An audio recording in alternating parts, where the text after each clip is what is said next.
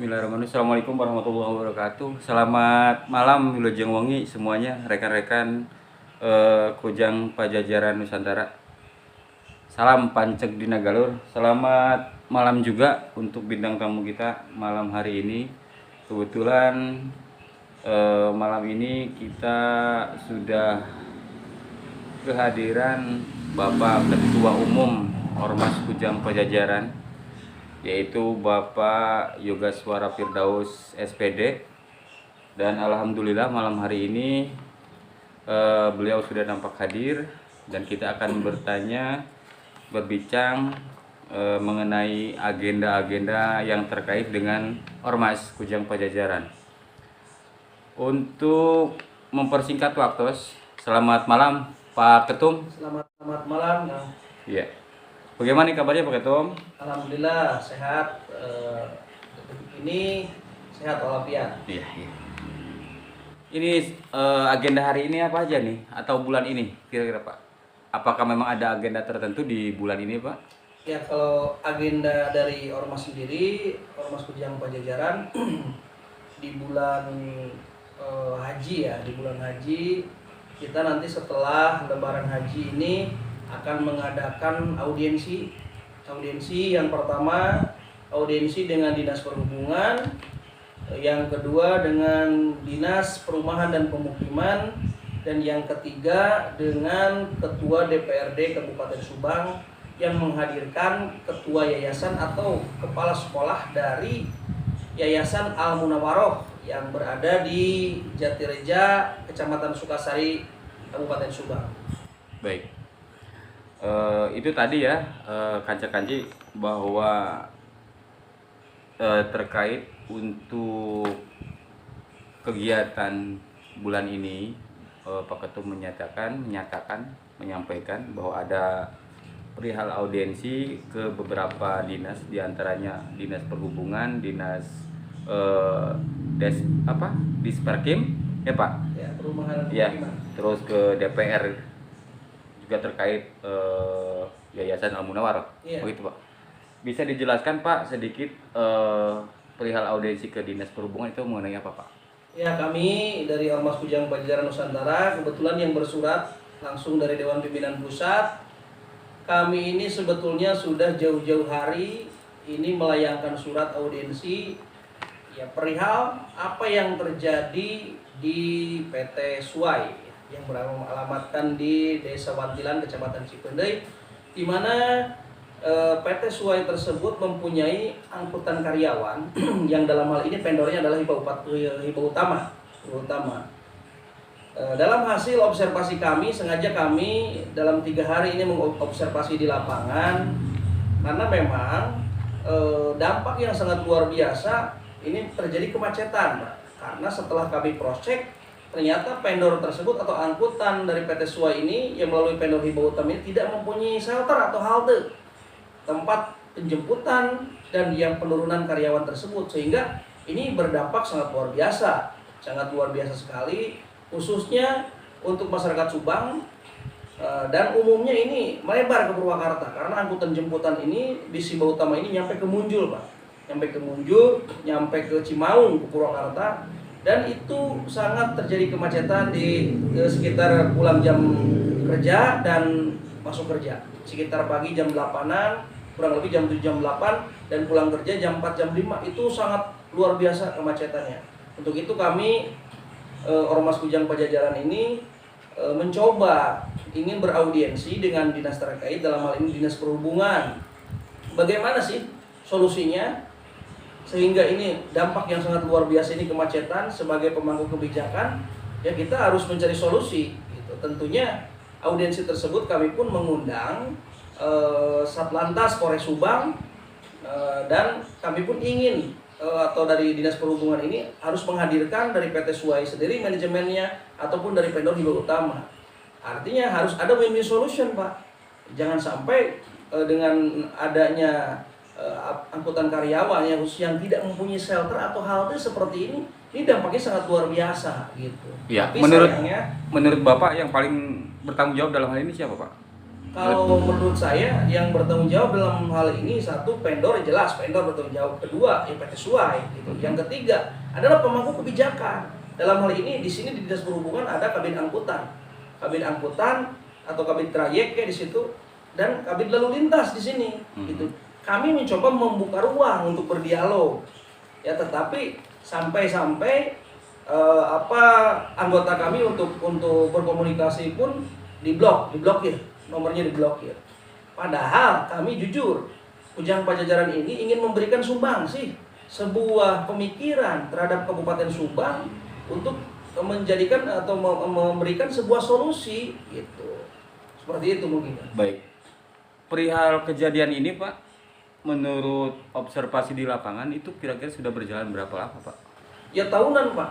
Ini udah tahunan sangat beberapa tahun lah, beberapa tahun terjadi kemacetan ini. Cuma tidak ada tindakan sama sekali. Dan kami pun nggak tahu kan, istilahnya kendaraan-kendaraan tersebut kirnya juga mati atau tidak kan, atau seperti apa, diperpanjang atau tidak kan, seperti itu. Justru kami peduli melakukan gerakan sosial kontrol ini semata-mata supaya menjadikan Kabupaten Subang, ya bukan hanya Subang ya, sekali lagi saya katakan bukan hanya Subang, Purwakarta pun ini menjadi imbas. Nah, artinya ini harus ada win-win solution. Artinya melibatkan semua pemangku kebijakan, bagaimana kita mencari solusi dalam hal ini. Nah, seperti itu, Pak. Harapan terbesarnya untuk masalah ini aja ya tadi yang dibahas untuk poin pertama, yaitu di Dinas Perhubungan. Itu harapannya seperti apa, Pak? Ya, harapan saya dari Dinas Perhubungan pun ataupun nanti yang disposisinya kepada siapa, ya harus melakukan audiensi ini, Pak. Ini sangat penting menurut kami. Jadi jangan seolah-olah satu menghindar atau Pak ini kita dilempar bola, inilah ke sini, ini ke sini. Karena menurut kami ini harus ada turut serta, Pak, turut serta. Dan saya yakin kalau tidak ada sosial kontrol atau ormas maupun LSM yang membantu instansi pemerintahan dalam temuan-temuannya di lapangan, ini sangat sulit. Justru kami dari Kujang Pajajaran Nusantara ini mengajak sinkronisasi supaya terjadinya sebuah sinkronitas antara kontrol sosial dengan OPD atau pemangku kebijakan supaya terjadinya solusi yang sangat luar biasa kembali lagi untuk Kabupaten Subang, khususnya di Dinas Perhubungan ya, yang menyangkut Dinas Perhubungan. Barangkali ada atensi dari masyarakat terkait ini lalu lintas tersebut ya, Pak. Barangkali pernah ada keluhan yang langsung didengar oleh pihak Ormas Kujang Pajajaran. Kalau keluhan sih banyak sekali keluhan terkait ini. Makanya kami sikapi dan kami tindak lanjuti. Itu tidak hanya kami simpan atau kami tampung, tetapi kami mencoba mengadakan audiensi tersebut ini berdasarkan ada beberapa aduan juga, apalagi kalau sekitar jam 5 itu di daerah Cimaung masuk ke Munjul Purwakarta sangat luar biasa kemacetannya. Harapan dari masyarakat dan dari kami pun sebagai sosial kontrol, tolonglah dibuatkan halte lah. Shelter dibuatkan karena memang itu sebuah aturan. Jadi jangan sampai menurunkan atau menaikkan di mana saja. Itu jelas mengganggu lalu lintas. Yang kedua akan membahayakan karyawan tersebut yang nanti kerugiannya pun akan berimbas kepada perusahaan tersebut. Baik. Gitu. Untuk perihal audiensi ke Dinas Perhubungan, ada informasi yang masuk ke kami bahwasanya ini reschedule. Emang ada apa? Kenapa bisa reschedule seperti ini? Bisa diceritakan, Pak? Betul, waktu sekitar seminggu kemarin kita beraudiensi ya, memberikan surat ke Dinas Perhubungan. Ternyata setelah kami datang ke Dinas Perhubungan itu tidak ada siapa-siapa. Siapapun tidak ada yang mewakili dari Dinas Perhubungan untuk beraudiensi dengan kami. Dengan alasan satu, Kadis sedang berada di Bogor menemani PJ Bupati Subang. Yang kedua, yang didisposisikan kami Lalin tersebut juga sedang tidak ada di tempat. Bahkan yang uniknya, yang menurut saya unik ya, artinya di sini menurut dari salah satu pekerja dari Disub sendiri yang tidak bisa saya sebutkan di situ, ada seorang perempuan mengatakan bahwa di sini tinggal saya. Artinya di sini secara struktural ini tidak berjalan, khususnya Dinas Perhubungan Kabupaten Subang. Yang saya sayangkan, kenapa sih harus menghindar, Pak? Kenapa sih dinas-dinas ini harus menghindar, seolah-olah kita jauh-jauh hari, sekitar 10 hari kita memberikan surat.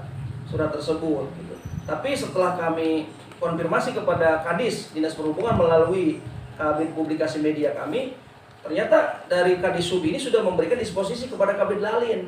Cuman Kabid Lalin menyatakan atau tidak memberitahukan apakah dia itu diundur atau apa jadwalnya. Berkomunikasi dengan Kabid Media dari kami itu diblok nomornya. Jadi sehingga tidak bisa ada komunikasi lagi seperti itu. Makanya Ibu layangkanlah surat audensi berikutnya ini. Untuk audensi ke Dinas Perhubungan kali ini itu apakah memang sudah benar-benar dikondisikan, Pak?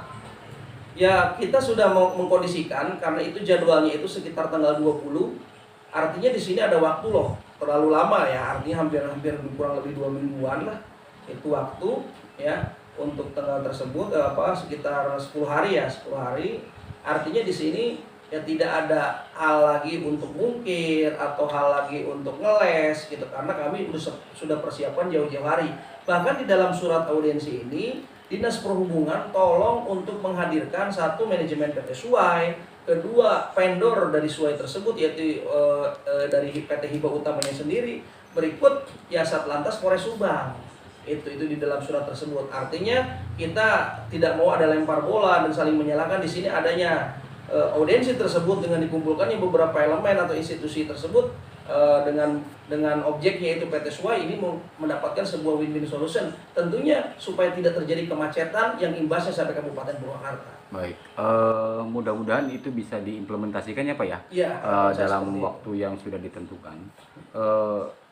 Beralih dari Dinas Perhubungan, di sini juga saya pernah mendengar berita bahwa bahkan Bapak juga menyampaikan kita juga akan beraudensi ke Disperkim. Itu apa temuannya ya Pak? Maksudnya temuannya itu apa saja kira-kira? Barangkali bisa disampaikan di sini Pak. Jadi Pak, kenapa kita beraudensi dengan Dinas Perumahan dan Pemukiman? Ya. Di sini tentunya dinas tersebut berhubungan dengan perumahan dan pemukiman. Kami juga mendapatkan beberapa pengaduan, beberapa obrolan-obrolan, pengaduan dari masyarakat yang tinggal di perumahan maupun tinggal di pemukiman. Artinya pembangunan perumahan ini ya kalau kita berbicaranya menurut Undang-Undang Nomor 1 2011 ya, mohon maaf, Undang-Undang Nomor 1 2011 mengenai perumahan dan pemukiman. Di sini si developer sebelum membangun perumahan ini wajib memiliki fasilitas sosial dan fasilitas umum. Artinya kita ketika membangun perumahan ini tidak ada unit, terus ada pasos dan pasum. Tentunya ada jalan, tanah pemakaman, taman, infrastruktur dan lain sebagainya. Itu wajib dipenuhi. Dan sebelum membangun unit, ya si developer tersebut ini harus merancang atau istilahnya menyerahkan set plan. Di mana set plan tersebut itu adanya pasos dan pasum. Cuman di Kabupaten Subang ini pada kenyataannya banyak juga perumahan-perumahan yang tidak memiliki fasilitas sosial dan fasilitas umum. Bahkan pasos dan pasumnya juga atau fasilitas umum sosial seperti lahan pemakaman ini ikut ke pemukiman, Pak. Gitu. Bahkan tidak sedikit tanah masyarakat yang dibeli oleh developer, ya. Developer dibeli oleh developer cuma dikasih DP, sudah dimasukkan ke BTN sertifikat balik nama, ya, sertifikat balik nama, tetapi perumahannya mangkrak. Tentunya di sini yang dirugikan adalah masyarakat sekitar. Dan ini harus menjadi sebuah evaluasi, Pak. Sebetulnya istilahnya ini harus dipikirkan oleh beberapa dinas. Makanya di surat audensi di Dinas Perumahan dan Pemukiman kami itu sengaja menghadirkan di dalam surat tersebut, mohon dihadirkan satu Dinas Lingkungan Hidup, kedua Dinas atau Kabid Tata Ruang atau PUPR, yang ketiga itu adalah Satpolda, yang keempat adalah DPM PTSP atau perizinan. Kenapa saya mengundang juga dari instansi tersebut? Satu, sebelum di ACC-nya ini harus ada ACC juga dari tata ruang. Artinya apakah pembangunan perumahan tersebut memasuki zona perumahan, ataukah ini zona industri, ataukah ini zona pertanian? Kalaupun zona pertanian, satu dengan catatan syarat ini sudah lahan yang tidak produktif, bukan lahan hijau. Itu pun harus ada alih fungsi dari Dinas Pertanian. Itu. Tapi nyatanya di Kabupaten Subang ini tidak ada zonasi-zonasi, Pak. Bahkan di perumahan pun yang zonanya zona pertanian dibangun zona industri. Tentunya daerah Cibogo lihat, terbangunlah sebuah perusahaan yang besar, itu kan. Yang kedua, di zona perumahan atau zona pemukiman itu terdapat kandang ayam. Jadi di sini tata ruang di Kabupaten Subang ini menurut kami ya tidak efektif. Menurutnya banyak tumpang tindih, Pak, tanpa ada alih fungsi yang jelas. Yang kedua, kita mengundang LH dari lingkungan hidup. Sebelum di ACC ini dikaji dulu secara lingkungan hidupnya seperti apa, apakah imbasnya seperti apa, dampak lingkungannya seperti apa. Yang ketiga, ini diundang dari Satpolda sebagai ya penegak perda sendiri, sebagai penegak perda sendiri, ini harus dihadirkan gitu. Yang keempatnya, ini adalah istilahnya yang meng-ACC dari semuanya ini, yaitu Dinas DPM PTSP perizinan. Ini yang meng-ACC atas dasar rekomendasi dari beberapa dinas tersebut. Itu artinya audiensi di Dinas Perumahan dan Pemukiman harus melibatkan beberapa dinas yang terkait di dalamnya. Seperti itu. Di sini juga disampaikan barusan oleh Bapak bahwa Kujang Pajajaran juga akan beraudiensi ke DPRD Kabupaten Subang terkait dengan Yayasan Al Munawaroh. Bisa sedikit dijelaskan, Pak? Ya, terkait betul. perihal apa ini? Jadi memang kami melayangkan surat. Ya, melayangkan surat ini pertama kepada Yayasan Al Munawarohnya sendiri yang beralamatnya di Desa Jatireja ya. Maaf, Sukareja, Pak. Baik Andi. Bagaimana ya? Ya betul, kami melayangkan surat kepada Yayasan Al Munawaroh yang di Desa Sukareja, Kecamatan Sukasari, Kabupaten Subang. Ya berdasarkan beberapa pengaduan dari masyarakat, terus dari orang tua murid sendiri gitu. Di situ mengadukanlah kepada kami. Satu, kami ya makanya dengan adanya aduan tersebut kami mengajak beraudiensi di DPRD Kabupaten Subang. Kenapa kami mengajak ke DPRD Kabupaten Subang? Jadi sebagai sebagai pengawasan, fungsi pengawasan, ini harus tahu juga apa yang terjadi ya. Khususnya ini katakanlah di dunia pendidikan. Berdasarkan pengaduan kami, diduga satu, ya tidaknya terpisah antara harta pribadi dengan harta yayasan. Itu satu. Yang kedua, diduga adanya eksploitasi anak lah seperti itu. Ya, itu berkurang dari jam 7 ya, jam 7 masuk sampai jam 4 kalau nggak salah itu dari pengaduan tersebut. Yang ketiga juga, ini kurikulum yang tidak sesuai. Salah satu contoh misalnya TKR jurusannya atau apa, tetapi pekerjaannya melilit kabel atau jadi kompetensi yang sudah dijuruskan ini tidak sesuai dengan sistem pembelajarannya. Dan nanti pun kita akan membahas tentang undang-undang yayasan, istilahnya dari Kemendikbud sendiri gitu. Nanti kita akan bahaslah di sana.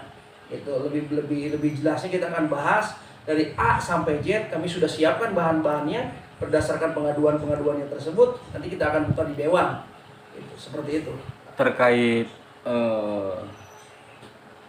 bersurat itu, apakah memang sudah ada tanggapan, Pak, dari pihak Al Munawaroh? Al Munawaroh sendiri dia welcome, Pak. Welcome. Ya kemarin ataupun istilahnya kita berkomunikasi pun dia berbicara ya silakan Pak, kalau memang beraudiensi kami ikut. Nah, artinya mereka sudah siap dengan nanti apa pertanyaan-pertanyaan dari Ormas Kujang Pajajaran.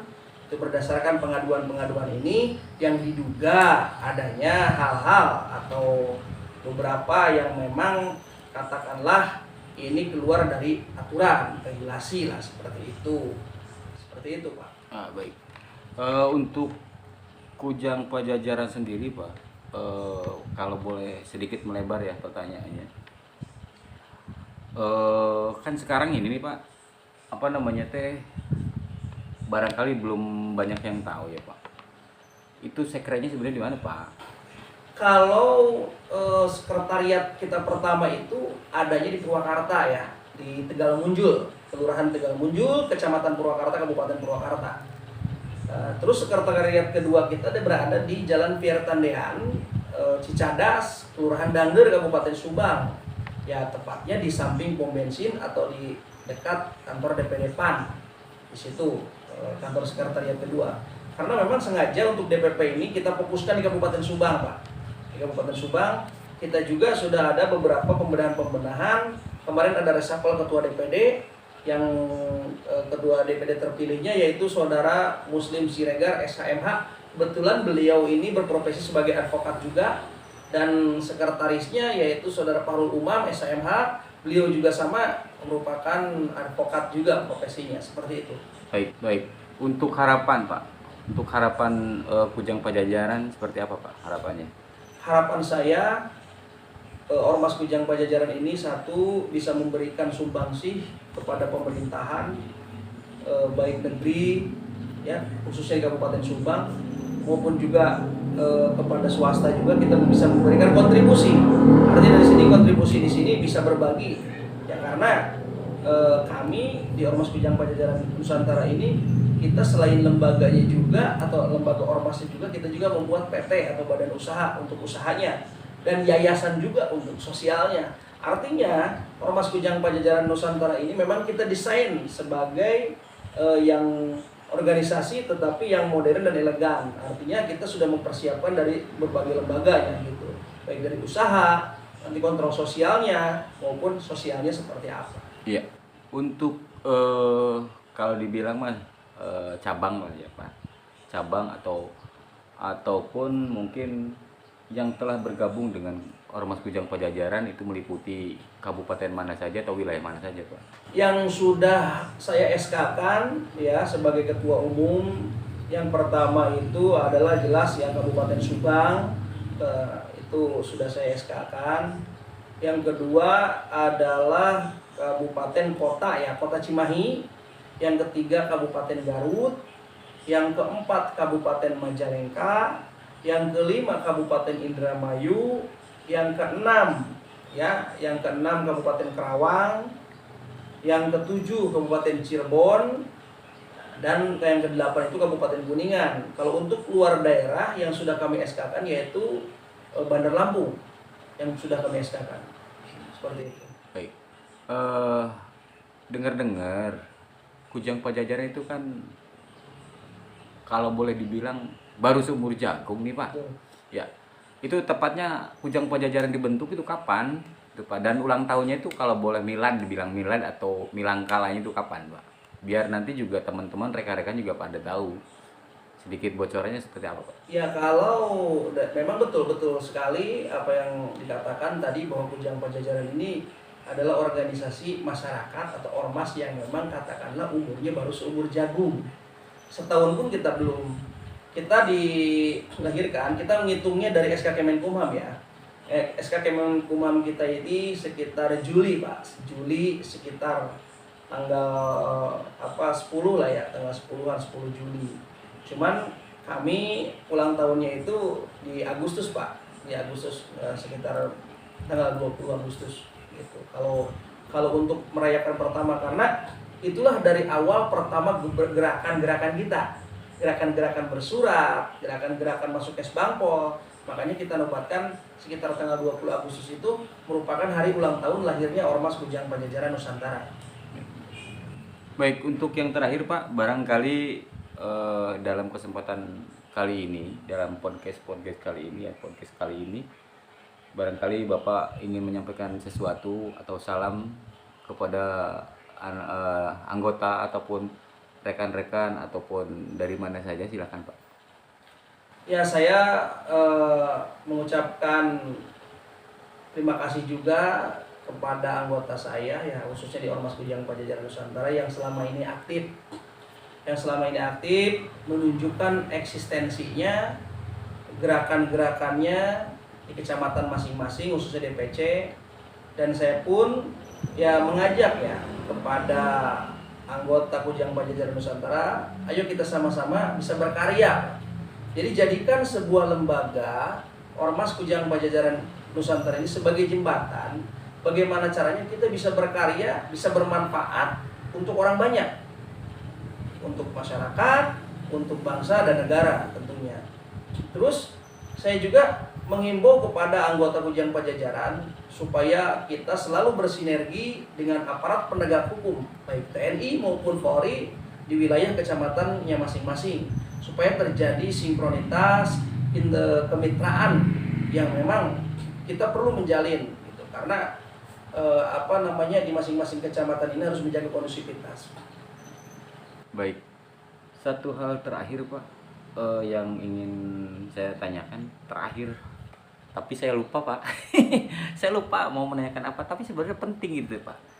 Pentingnya apa ya? Tadi teh keingin muncul di ini teh di benak saya teh, cuma jadi lupa. Jadi berhubung saya lupa, akhirnya kayak sampai di sini saja Pak pertanyaan saya. Nanti next step ya. Iya, baik, nanti ya kalau ingat lah nanti saya akan catat ya Pak. Baik, terima kasih rekan-rekan semuanya, terkhusus rekan-rekan yang sempat mantau di channel kami, di channel Kujang Pajajaran. Oh iya, Bapak juga mungkin bisa menyampaikan bahwa kita di medsosnya itu ada di mana saja.